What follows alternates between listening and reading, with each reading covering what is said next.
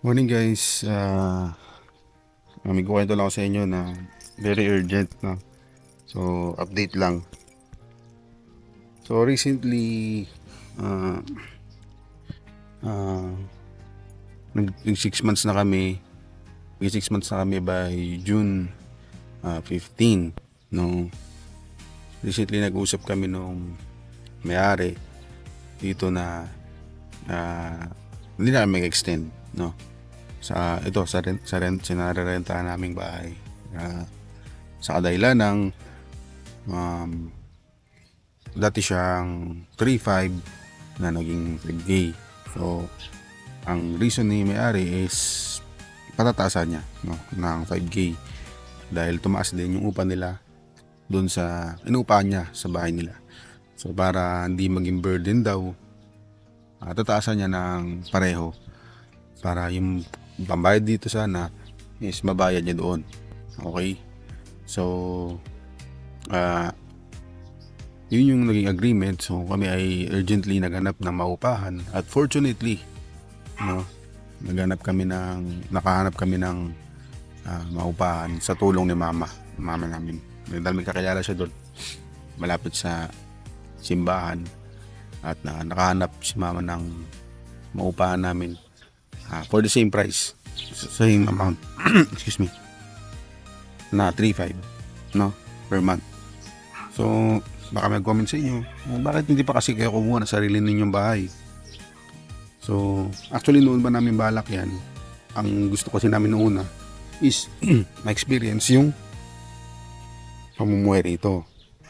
Okay, yung pamumuhay, tapos yung paano gagawin ba namin, kaya ba namin? Kasi siyempre lahat dito malayo, lahat mahal, pamasahe, ba?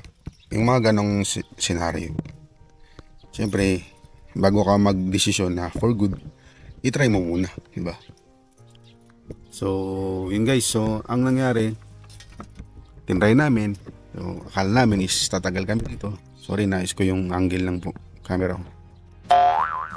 Then, so, tinry namin na yun, na tumira dito ng itong 6 months. So, palugit na lang namin is hanggang June 15. Actually, ang sinabi pa sa amin ng may-ari is hanggang July 15 pa kami. Pero nakapag-bargain kami dapat ng June 30 since baka makahanap kami ng maaga. Yun nga, nakahanap kami ng mas maaga. Actually, hindi namin kami nakahanap ng mas maaga. Nakahanap kami ng maaga pero hindi pa kami dapat lipat na maaga. Naging urgent na lang kasi ayaw namin abutan ng bill dito since nag-usap kami ng may-ari na siya na lang magbabayad ng bill, no? Kasi syempre baka sa amin pababayar, di ba? Mahirap na, kaya kailangan mauna kaming umalis bago mailabas yung bill. Okay? So nakaraan nandito yung may-ari, kumuha siya ng ilang gamit dito sa bahay. So napagkwentuhan namin na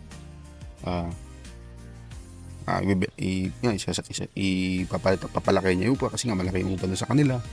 Tapos nakwento namin na may dumaan dito na magitingin ng bahay na balak na bumili ng bahay, no? So binidyohan yung certain parts ng bahay.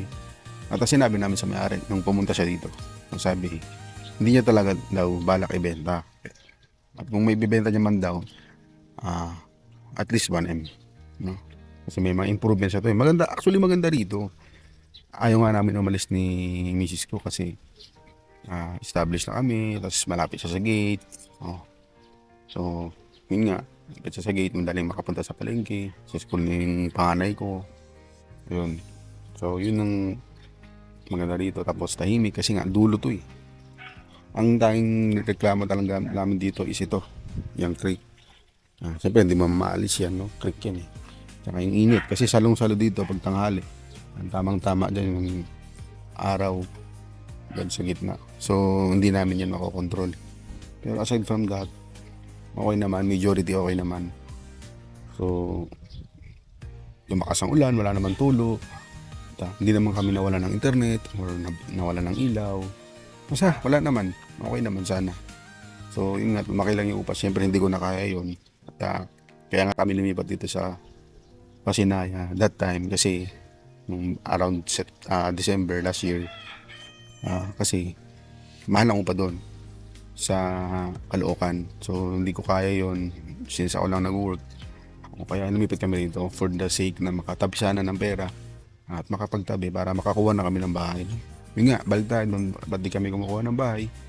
Kasi kasi hindi rin talaga ah, kami nakakakita pa ng opportunity na makakuha ng bahay kasi nga wala pa kami nakukuha na nakikita na nagpo-post. Ang kadalasan nakita namin is pasalo, benta, ganon. Tapos may mga nakita kaming mga nagsasabi na ganito ganyan, hindi maganda ra dito kasi pangit yung HOA, ah, yung management nila dito, yung waste management, yan malaking problema din yan dito. So maraming factors kaya parang nag-hold back kami na kumuha dito. Pero gusto na rin namin dito kasi nandito nga yung mama ko. At saka maganda naman dito guys. So kung hindi ka naman sobrang arte, kukuha ka talaga dito. Ang problema lang kasi wala pa ako nakikitang post or mga agents na nagsasabi na tulad yan. At ito pa, take note, yung may-ari nito, agent din siya sa ibang subdivisions. Kaya binanggit niya sa amin nakaraan, kumuha na kami. Kasi since bata pa daw ako, maganda rin yung trabaho ko kahit paano, madali daw ma-approve. Tapos meron pang around 5K to 7K na monthly amortization. Tapos 10K lang ang ilalabas mo. So may ganun pa daw naman. Nung time na naghahanap kami, wala na kaming makita ni Mrs. na ganun. So nabuhayan kami. Kasi nga, okay pala, meron pa pala. So hindi ba tayo huli ang lahat, kumbaga. Kasi nung una iniisip namin, mag-ipon na lang kami ng pera sana. Tapos sa ibang subdivision na kami maghahanap. Baka sakali sa ibang subdivision, meron pa kaming makitang ganun na tawag dyan, pre-selling. Yun, pre-selling guys.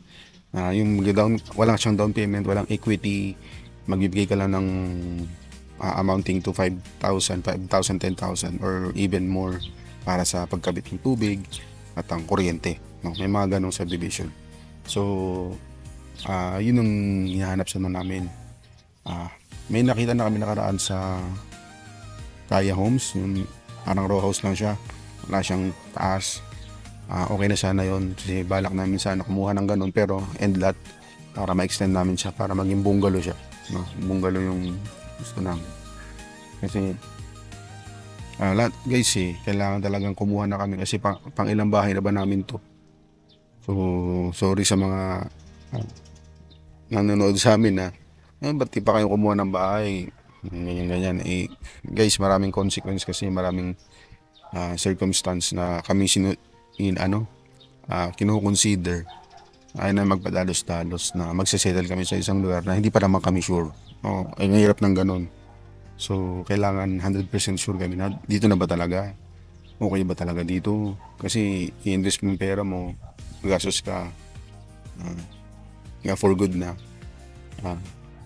Mga parang hindi na ba namin nahanapin yung Manila, malapit ba siya sa lahat, yun, mga trabaho ko, okay ba, malapit ba siya sa Manila, or malapit sa school ng mga bata, ospital, kung saan man, di ba? Yun, dapat yung kino-consider namin, hindi dahil para makakuha lang. Ayaw namin yung ganung mindset na para magkaroon lang. Okay? So sana maintindihan nyo. May tatay ako, may asawa ako, may mga anak ako. Hindi lang sarili ko yung iniisip ko. Gusto ko makakuha kami guys, sabi ko sa inyo. Sino ba namang ayaw, di ba? Kasi sa panahon ngayon, pag wala ka sariling bahay, NPA ka, no permanent address, ang hirap ng ganong buhay, no? Hindi kung saan kayo, no? Kalipat-lipat ng school yung anak mo, no? Yung mga kapitbahay mo, iba na naman. Kung may close ka ng kapitbahay, mag-iiba na naman. Ganon. Kaya kailangan talaga umuha ng bahay. So, pinagpaplanuhan namin, may update namin kayo sa mga plano namin guys. So, soon, tutor ko kayo doon sa bago naming lilipatan. Dito lang din sa Prime North. So, abangan nyo guys. Maraming salamat. Baba. May alimutan pa ba ako? Wala na. Maraming salamat. God bless. Subscribe pala kayo.